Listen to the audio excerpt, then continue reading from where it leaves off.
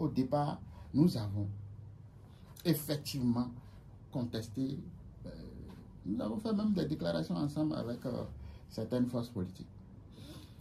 Mais quand on prend du recul et qu'on se dit, vous n'avez pas la force qu'il faut pour obliger, n'est-ce pas, le système en place à fléchir.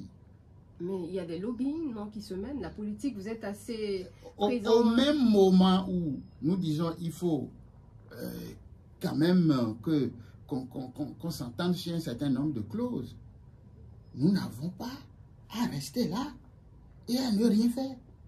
Il faut aller occuper le terrain. L'espoir, c'est l'occupation du terrain. Mais si la loi ne change pas, si la loi ne change pas, difficile notre première conditionnalité, c'est qu'elle soit égale pour tous. Que ça s'applique de la même manière à tout le monde.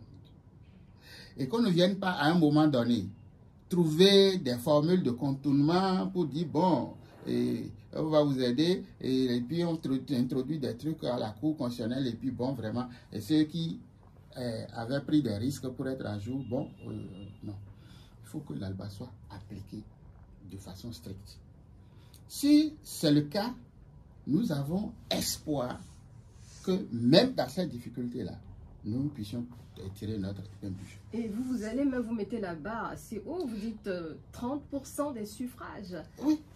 Vous êtes sûr avec quelle force?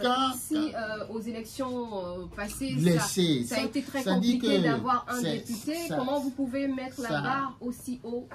Ça me surprend que des gens dotés de raison s'accrochent à un résultat parmi tant d'autres. Dans l'histoire de FCBE, vous savez combien d'élections nous avons affrontées? Mais c'est un indicateur. Quel indicateur? Le plus récent. Quel indicateur? Vous souhaitez qu'on puisse s'appuyer là-dessus pour vous ne voyez pas des partis politiques aujourd'hui dans le monde entier. Ces partis politiques considérés comme minorités, il y a quelques années, qui prennent tout aujourd'hui. L'extrême droite, etc., que vous voyez dans plusieurs pays. Non, il y a en politique... C'est pas le même contexte. Écoutez, en politique, rien n'est statique. Les choses évoluent. Et quand vous prenez les élections de 2019 jusqu'en 2023, nous n'avons jamais pu mobiliser 50% des électeurs. À aucun moment. Si je dis faux, il faut me le dire. Alors, donc, quand on dit qu'il faut aller chercher 20% des électeurs dans chaque circonscription électorale, je dis, c'est possible. C'est possible. Bien sûr, c'est possible. Pourtant, il y a quelques instants, vous disiez que c'est assez dur, c'est assez corsé.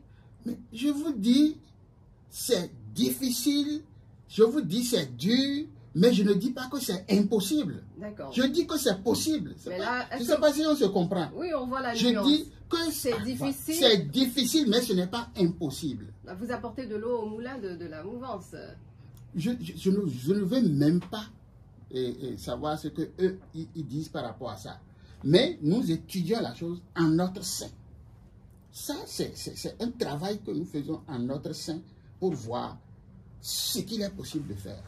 Si on se réveille tôt, si on va vers les électeurs, qu'on travaille sur le mental des gens, je crois que nous pouvons relever le défi là. Obtenir 30%. 30% dans toutes les circonscriptions électorales.